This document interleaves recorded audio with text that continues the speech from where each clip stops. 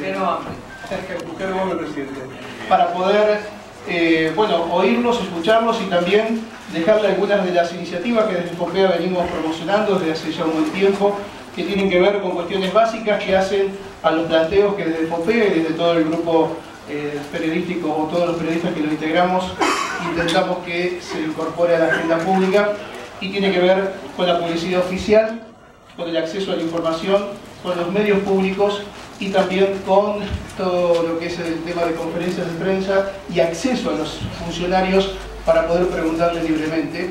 Estas son 4 ideas fuerzas que tenemos y nos gustaría escuchar a los precandidatos con sus posiciones, sus posturas y sus puntos de vista. Entonces, iniciamos esta serie de encuentros que vamos a tener entre hoy y mañana con Elisa Carrió y Ernesto Sáenz. Así que, Elisa, bienvenido, muchas gracias. Buenas tardes. Bueno, buenas tardes, gracias. Voy a contestar estos puntos muy claramente. En primer lugar, creo que hay candidatos a presidentes que han defendido la libertad de expresión y otros que han sido cómplices de su abolición. Y creo que estas diferencias las tiene que marcar el periodismo, no la política. Bien. Lo segundo es que soy la autora de la primera ley de acceso a la información. Y cuando en el año 96, cuando se aprobó, no pasó por Senado, no llegó a Senado, se aprobó en diputados, creo que en el año 94 fui yo presidente, sí. En el año 2000. Porque allí sale muy linda la cabeza de usted. El tema de ingresar al acceso a la información a los medios, que rompía con una cláusula que nosotros habíamos puesto en el 43, que era la última parte, que era la protección de la fuente de información periodística. Y en esto está trabado, es decir, el gobierno pretende acceder a la fuente de información a un hecho gravísimo que acaba de suceder en Bahía Blanca, donde un periodista del caso Suri fue allanado y procesado por encubrimiento del delito, cuando era el periodista que iba siguiendo la causa y que se estaba enfrentando al poder básicamente de sectores del PJ y de la policía en la provincia de Buenos Aires. Es decir, que el periodista termina siendo encarcelado, y me gustaría que esto sea expresión de ustedes que son parte del periodismo independiente que yo respeto en el país. Hemos sacado comunicado. Y ¿cuál era el otro? La conferencia de prensa la damos permanentemente, y yo creo que no se trata de una promesa, se trata del ejemplo. Nosotros, tanto Sanz como yo, hemos dado a lo largo de 20 años, y él más, me parece un poquitito, pero siempre tenemos la misma edad, pasa que yo entré después a la política. Hemos dado siempre la conferencia de prensa a todos, y ahora sí quiero decir lo que quiero decir. Sí, por supuesto. Creo que la gran cuestión que ustedes tienen que defender es el tema de la verdad y el tema del financiamiento del periodismo. En primer lugar, el periodismo es una parresía, es decir, es una parresía. Michel Foucault trae a los griegos y dice: es una forma de decirle la verdad al poder. Para esto se necesita coraje, valentía y también un código que los defienda de las propias empresas de medios. Porque las empresas de medios no siempre buscan la verdad. El segundo, el tema del financiamiento, me parece central. Hay financiamiento paralelo del periodismo, y esto me parece terrible en una época donde estamos entrando en el narcotráfico. Creo que defender estas dos condiciones, que es la búsqueda de la verdad y transparentar a aquellos periodistas que tienen fuentes de financiamiento turbias del narcotráfico, de la política, de los gobiernos o de la CIR, es un deber del periodismo, no de la política. Y que no haya censura para el periodista. Y en tercer lugar, la formación periodística, que se recurra al chequeo de la información, que no se participe de operaciones. Yo fui víctima de miles de operaciones, acaba de morir Enrique Olivera. Un periodista fue parte del operativo para inventarle cuentas porque íbamos ganando la capital, para que esas cuentas desaparezcan 4 días después. Pero fue un canal y fue un periodista, Graña. Lo digo con nombre y apellido porque a esta altura estoy por cumplir 60, como me callé 60 años. Me parece que la política y el periodismo, por último, se unen en algo muy fuerte, que si no buscan la libertad y si no buscan la verdad, carecen de sentido. Hoy escuché en el diario La Nación que yo era jefa de campaña de Macri Y quiero decir acá en presencia de todos que Ernesto San y yo somos jefes de campaña por una mayor república, por una república en serio, por el imperio de la ley y constitución para garantizar precisamente no solo los derechos ciudadanos, sino la absoluta libertad de expresión en la Argentina. Nada más. Bien.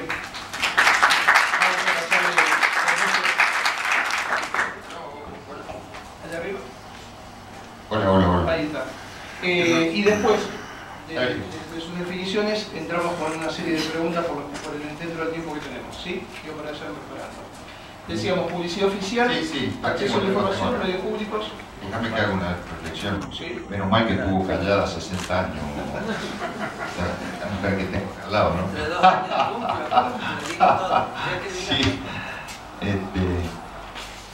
Una voz más que importante, una voz más que importante, porque muchas veces en la Argentina la voz de Lilita es la voz de la conciencia de la Argentina.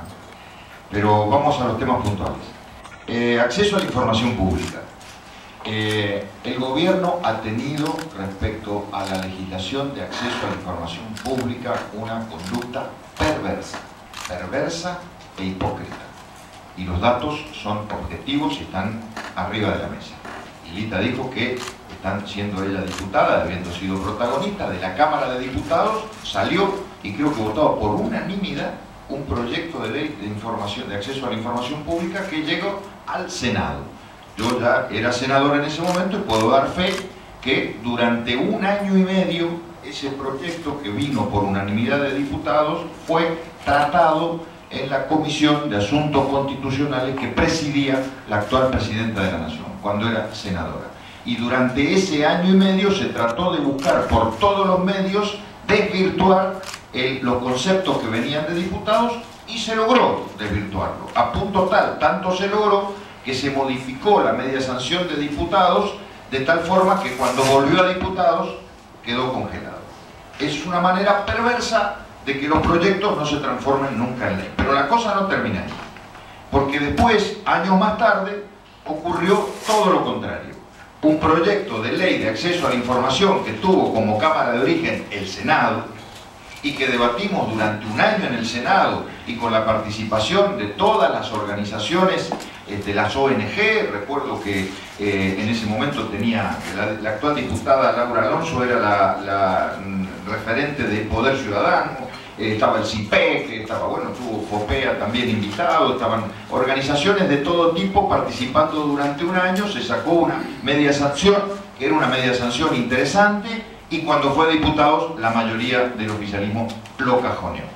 Con lo cual ha quedado como único baluarte, por decirlo así, no sé si es la palabra exacta, normativo, el decreto 117203 del presidente Néstor Kirchner, que como decreto y que como, como herramienta donde se plasman principios de acceso a la información, es bueno. El problema que el mismo gobierno que dictó ese decreto luego se encargó sistemáticamente de no habilitarlo en la práctica, y de no habilitarlo incluso con situaciones vergonzosas. Yo algunas las cuento.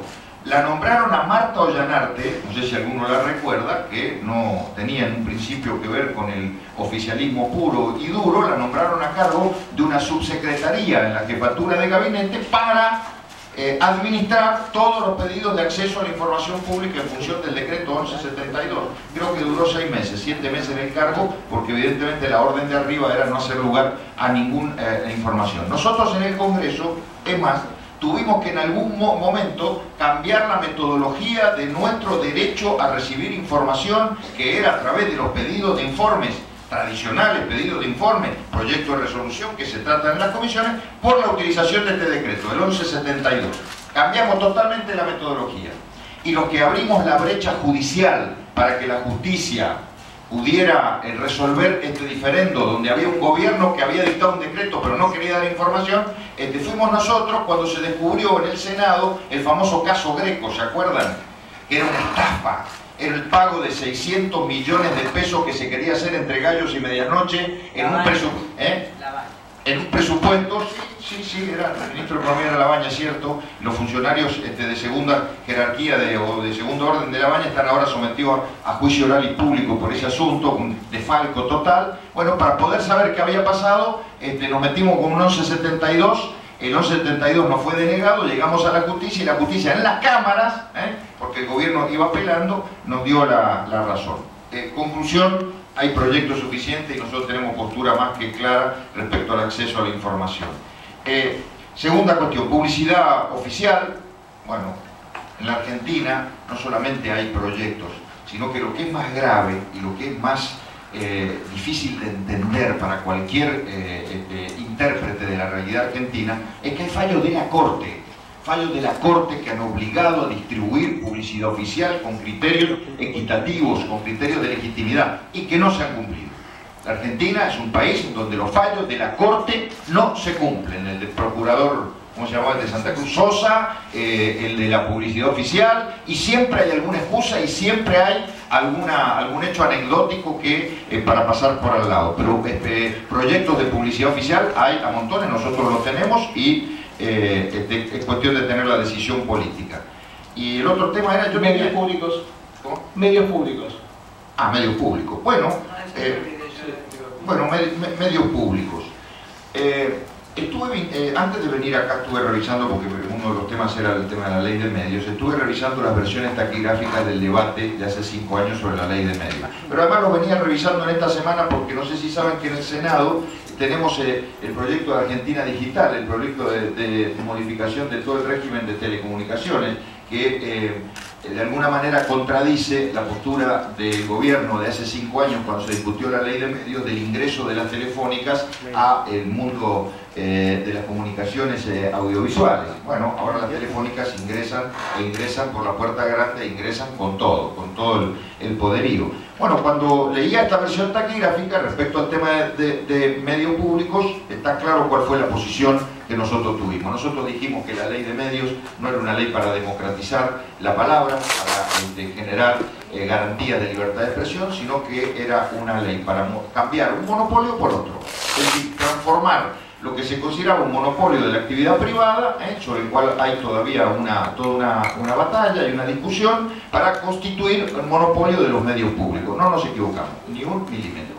Yo soy de San Rafael, Mendoza, una ciudad que tiene 180.000 habitantes. Ahí hay una radio que pertenece al sistema público, radio abierta, una AM, pertenece al sistema público. Yo soy senador nacional, fui intendente de ese lugar. No puedo salir en esa radio, no me llaman.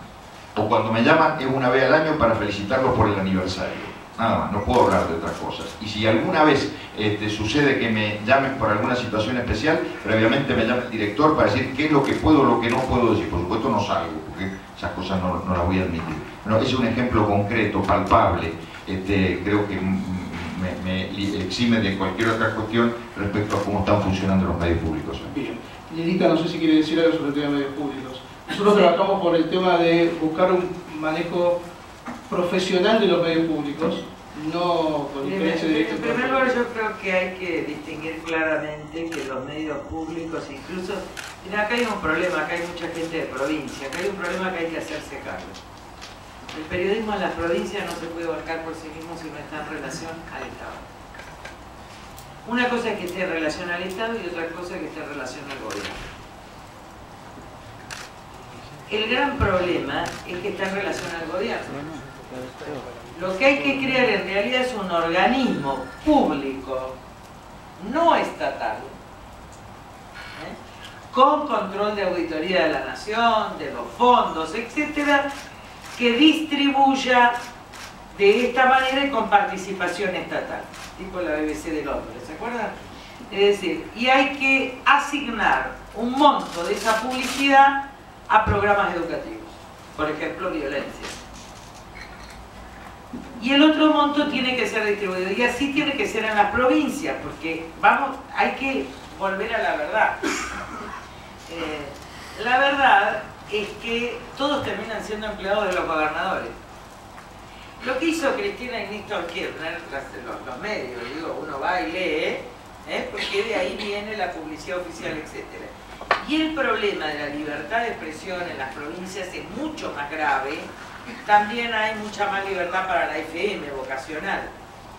Pero el problema es que nosotros tenemos que encontrar una fuente de financiamiento que sea estatal, que permita la libertad de expresión, que no sea controlada por ningún gobierno y que además tenga la posibilidad de incluir valores educativos o de no violencia.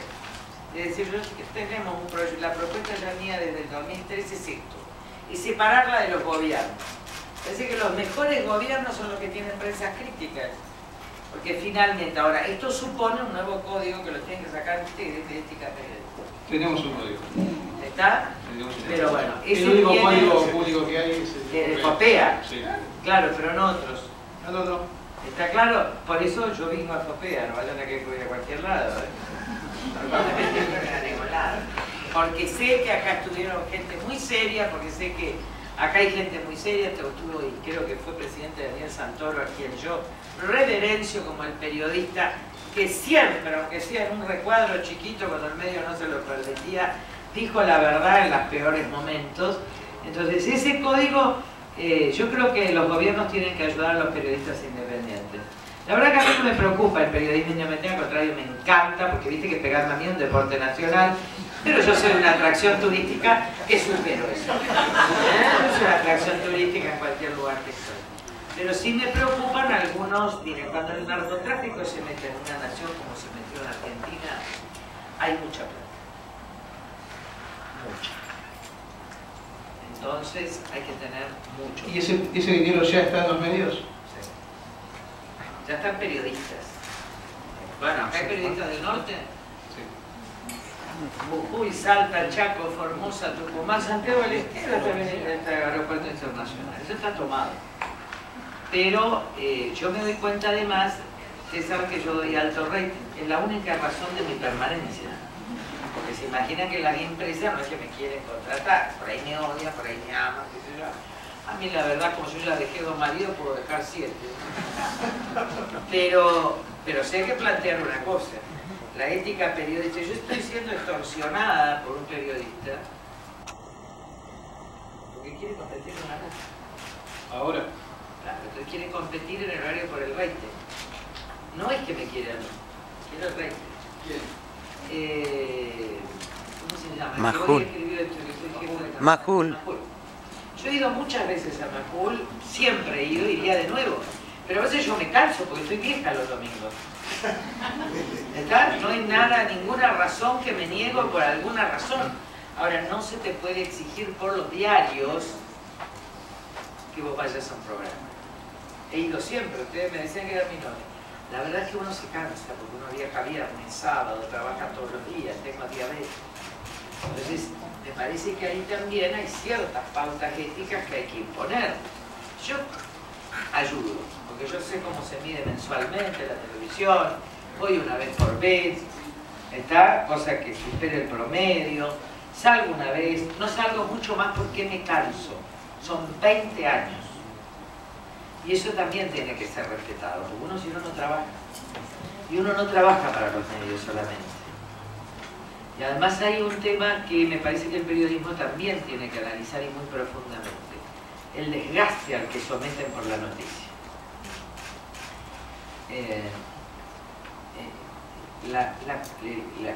Cómo se corre la línea ética con la noticia espectáculo, que finalmente es la cultura de entretenimiento y el estrangulamiento del sujeto.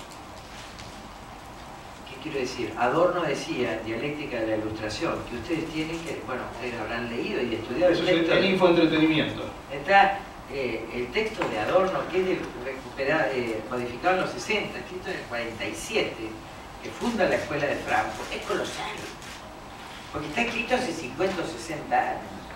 Ahora Julia Kristeva, el sentido y sin sentido de la revuelta, dice lo mismo, estamos estrangulados entre el fracaso de las ideologías. Mirá que esto pasa en UNED, ¿no? Las ideologías atrasan 120 años, y eso no quiere decir que no haya principios, no es el pragmatismo, es los principios y la cultura del entretenimiento que los está poniendo a ustedes contra las cuerdas. De hecho, el personaje de la cultura de la ciudad de Buenos Aires no son ustedes. Y esto imposibilita la posibilidad misma de la cultura. Porque la cultura del entretenimiento es cultura de la enajenación. Esto estoy dando ahora en el Instituto Análisis.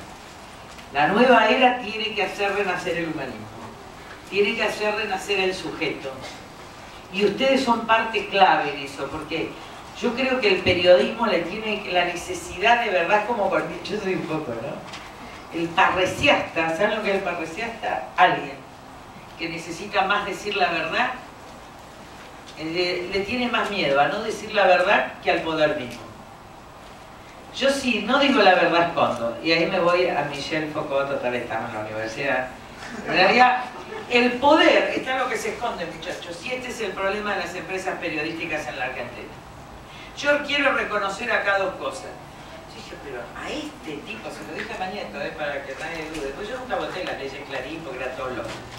Ahora, yo tuve claro en un momento que el único freno al proceso autoritario era un tipo que le gustaba el poder tanto como al poder mismo, que era Mañeto.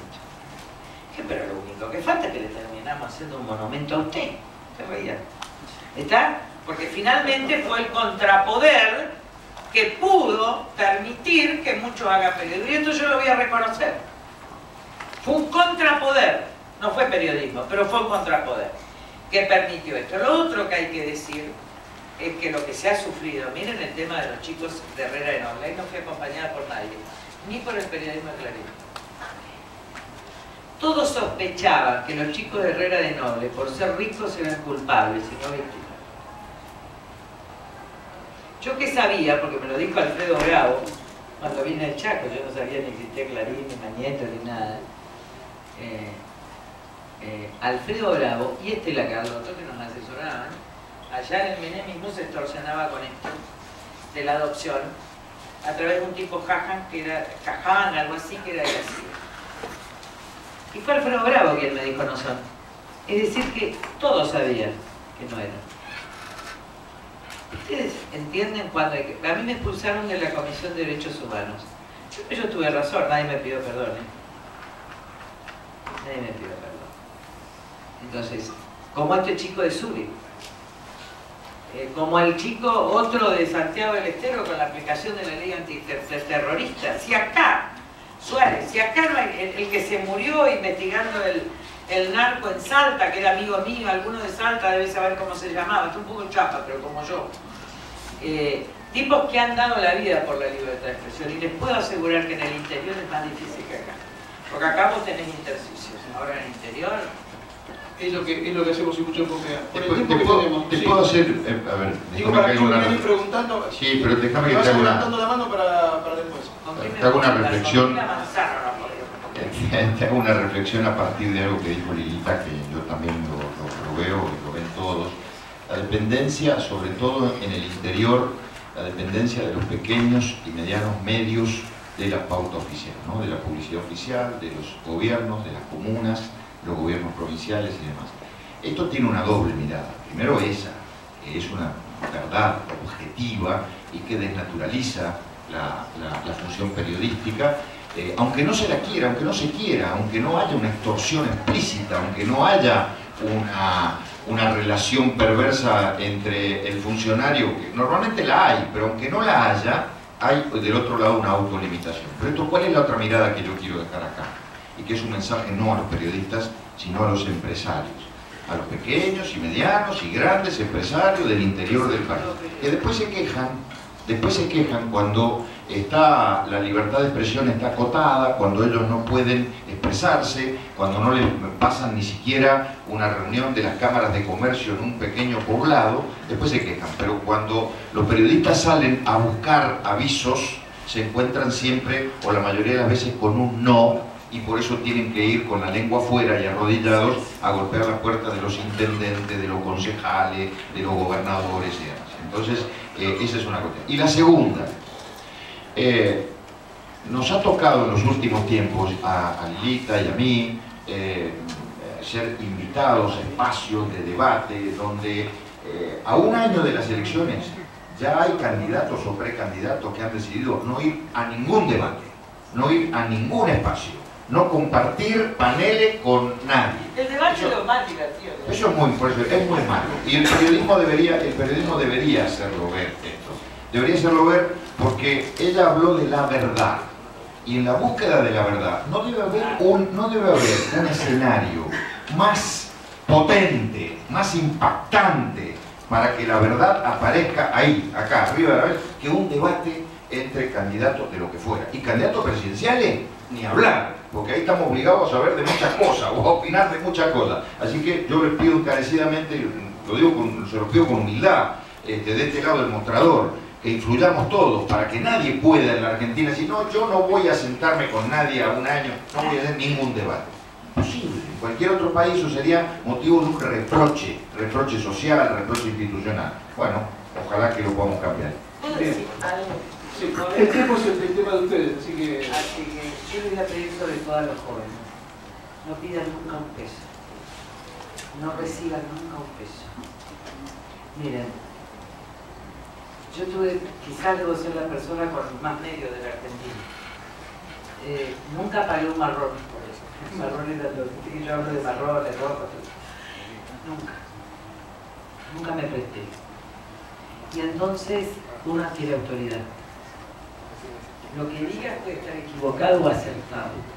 Puede ser más pobre, o puede ser más rico. Depende, porque vos no sabés en la vida.